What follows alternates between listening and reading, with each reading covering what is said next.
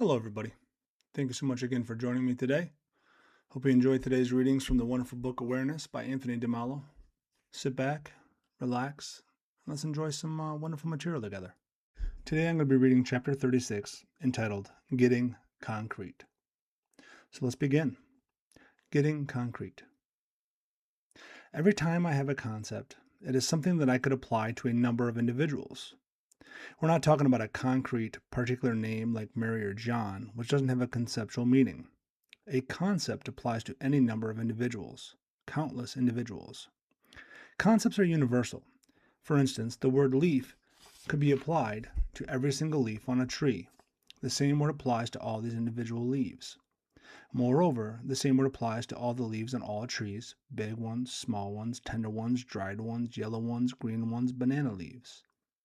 So if I say to you that I saw a leaf this morning, you really don't have any idea of what I saw. Let's see if you can understand that. You do have an idea of what I did not see. I did not see an animal. I did not see a dog. I did not see a human being. I did not see a shoe. So you have some kind of vague idea of what I saw, but it isn't particularized. It isn't concrete. Human being refers not to a primitive man, not to a civilized man, not to a grown-up man, not to a child, not a male or female, not to this particular age or another, not to this culture or the other, but to the concept. The human being is found concrete. You never find a universal human being like your concept. So your concept points, but it is never entirely accurate. It misses uniqueness, concreteness. The concept is universal. When I give you a concept, I give you something, and yet how little I have given you. The concept is so valuable, so useful for science. For instance, if I say that everyone here is an animal, that would be perfectly accurate from a scientific viewpoint. But we're something more than an animal. If I say that Mary Jane is an animal, that's true, but because I've omitted something essential about her, it's false. It does her an injustice. When I call a person a woman, that's true, but there are a lot of things in that person that don't fit the concept of woman. She is also this particular concrete, unique woman. We can only be experienced, not conceptualized. The concrete person I've got to see for myself, to experience for myself, to intuit for myself. The individual can be intuited, but not conceptualized. A person is beyond the thinking mind. Many of you would probably be proud to be called Americans, as many Indians would probably be proud to be called Indians. But what is an American? What is an Indian? It's a convention. It's not part of your nature. All you've got is a label. You really don't know the person. The concept always misses or omits something extremely important, something precious that is only found in reality, which is concrete uniqueness. The great Krishnamurti put it so well when he said, "The day you teach the child the name of the bird, the child will never see the bird again." How true. The first time the child sees that fluffy, alive, moving object and you only say to him, "Sparrow," and tomorrow when the child sees another fluffy, moving object similar to it, he says, "Oh, sparrows. I've seen sparrows. I'm bored by sparrows." If you don't look at things through your concepts, you'll never be bored. Every single thing is unique. Every sparrow is unlike every other sparrow despite the similarities. It's a great help to have similarities, so we can abstract, so that we can have a concept. It is a great help from the viewpoint of communication, education, and science. But it's also very misleading and a great hindrance to seeing this concrete individual. If all you experience is your concept, you're not experiencing reality, because reality is concrete. The concept is a help to lead you to reality, but when you get there, you've got to intuit or experience it directly. A second quality of a concept is that it is static, whereas reality is in flux. We use the same name for Niagara Falls, but that body of water is constantly changing. You've got the word river, but the water there is constantly flowing. You've got one word for your body, but the cells in your body are constantly being renewed. Let's suppose, for example, there's an enormous wind outside, and I want the people in my country to get an idea of what an American gale or hurricane is like.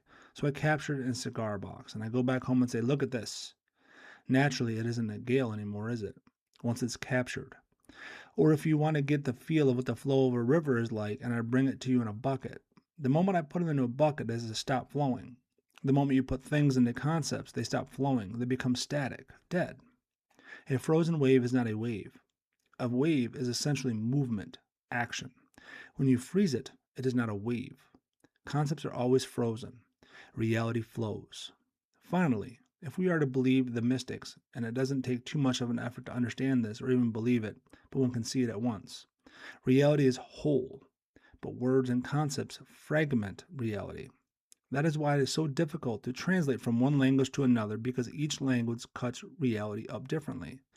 The English word home is impossible to translate into French or Spanish casa. It's not quite home. Home has associations that are particular to the English language. Every language has untranslatable words and expressions because we're cutting reality up and adding something or subtracting something, and usage keeps changing.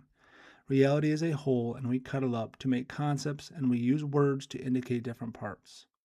If you had never seen an animal in your life, for example, and one day you found a tail, just a tail, and somebody told you that's a tail, would you have any idea of what it was if you had no idea what an animal was?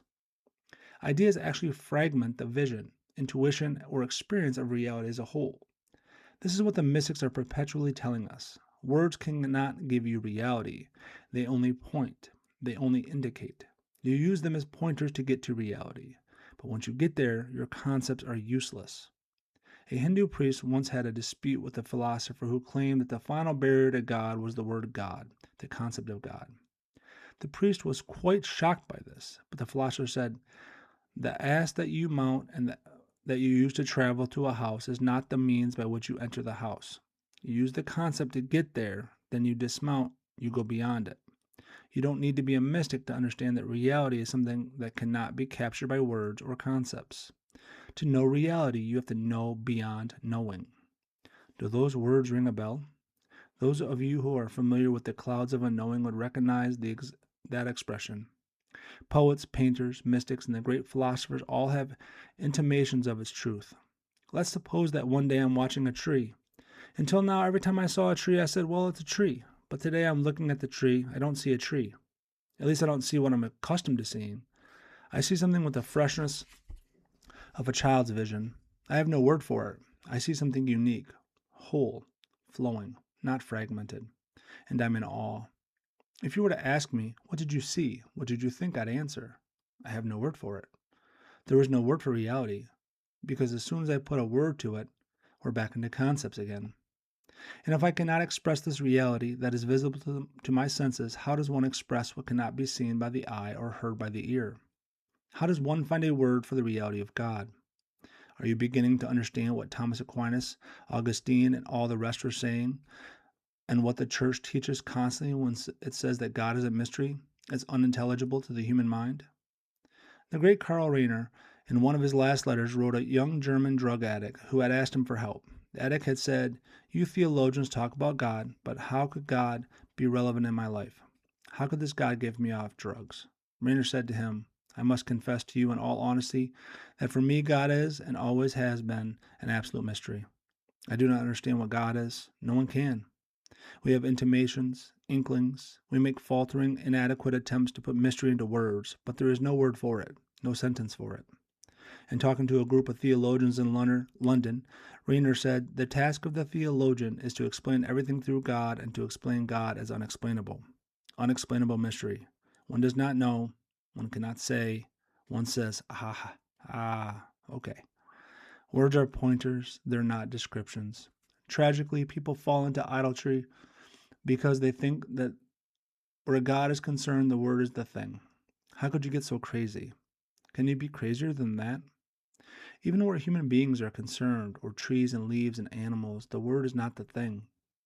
And you would say that where God is concerned, the word is one thing? What are you talking about? An internationally famous scripture scholar attended this course in San Francisco, and he said to me, "My God, after listening to you, I understand that I've been an idol worshiper all my life." He said this openly. It never struck me that I had been an idol worshiper. My idol was not made of wood or metal. It was made of a mental idol. These are the more dangerous idol worshippers. They use a very subtle substance, the mind, to produce their God. What I'm leading you to is following. Awareness of reality around you. Awareness means to watch, to observe what is going on within you and around you. Going on is pretty accurate. Trees, grass, flowers, animals, rock, all of reality is moving. One observes it, one watches it.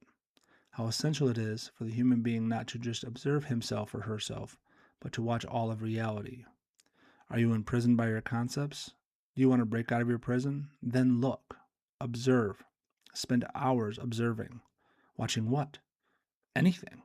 The faces of people, the shapes of trees, a bird in flight, a pile of stones. Watch the grass grow. Get in touch with things. Look at them.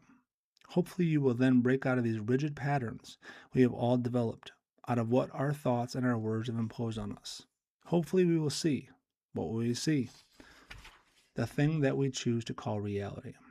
Whatever is beyond words and concepts, this is a spiritual exercise, connected with spirituality, connected with breaking out of your cage, out of the imprisonment of the concepts and words. How sad if we pass through life and never see it with the eyes of a child. This doesn't mean you should drop your concepts totally. They're very precious. Though we begin without them, concepts have a very positive function. Thanks to them, we develop our intelligence. We're invited not to become children, but become like children. We do have to fall from a stage of innocence and be thrown out of paradise. We do have to develop an I and a me through these concepts. But then we need to return to paradise. We need to be redeemed again.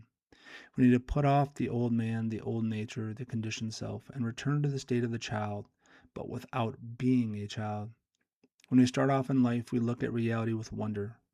But it isn't intelligent wonder of the mystics, it's the formless wonder of the child.